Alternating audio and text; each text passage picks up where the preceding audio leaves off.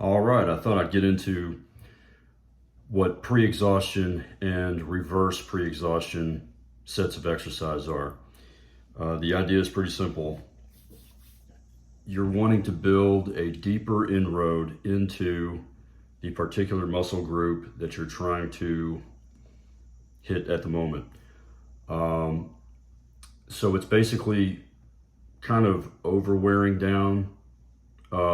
Let's just take one muscle group, for example, the chest. So you don't have to do 2 sets, but it's 2 sets of exercise followed back to back.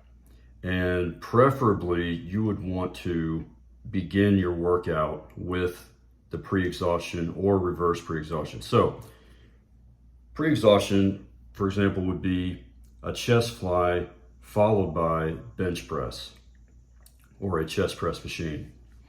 So pre-exhaustion is doing a single joint movement. Okay, the chest fly, lying down or sitting. I prefer sitting in a machine, bringing the hands together. Okay, that's a single joint, only the shoulder is working. And then followed by the bench press, which is a multiple joint. It's the elbows and shoulders working together. So all you have to remember is single joint followed by multi-joint. I like to think of it as a single muscle working together, an isolated muscle like the chest fly. You're isolating the pectoralis muscles and then going into more muscle, the bench press, which of course is going to use the chest, the shoulders, and the triceps, and indirectly work forearms, biceps. And the biceps get a little work on the chest fly as well. Another example of pre-exhaustion for your back would be a dumbbell pullover followed by chin-ups, preferably underhand grip. Or what I like to do, you can see on the example, is a standing straight arm pull down using the rope. So that is isolating the latissimus dorsi muscles here, rhomboids, trapezius, these serratus muscles back here, but pulling straight down to your legs, pressing against the legs for 2 to 3 seconds. You should feel that right in there, doing that to failure with really great form, followed by a seated row, real good and slow, all the way to failure. Again, less muscle into more muscle, single joint, multi-joint. Or the chin up like I was saying earlier, okay?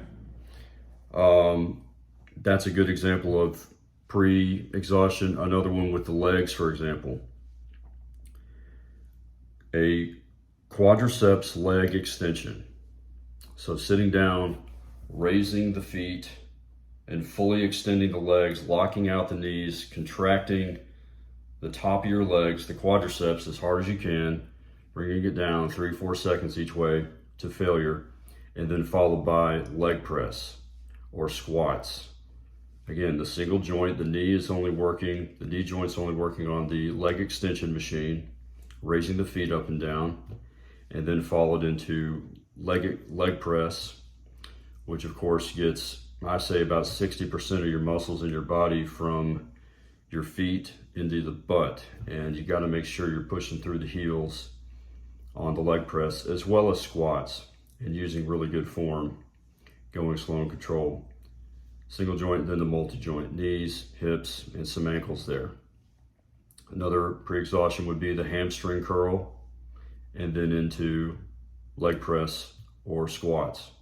So that's a good example. Reverse pre-exhaustion is exactly what it says.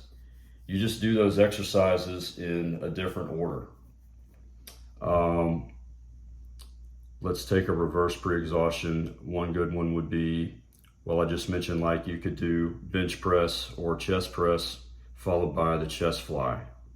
Okay, and typically you're going to want to go a little lighter weight on the whatever the second set is. If it's going to be the chest fly next or the bench press next, typically you're going to need to lighten up the weight, maybe 20 or 30% from what you would normally do.